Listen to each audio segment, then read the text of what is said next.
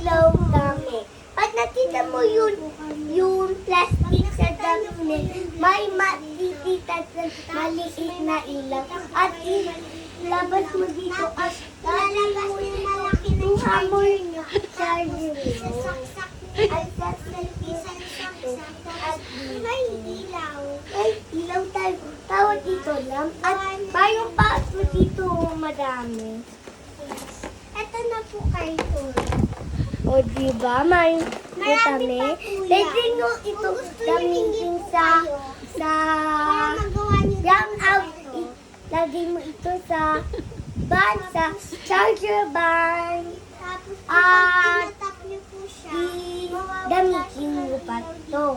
At pwede mo gamitin yan sa desk mo para may ilaw ka.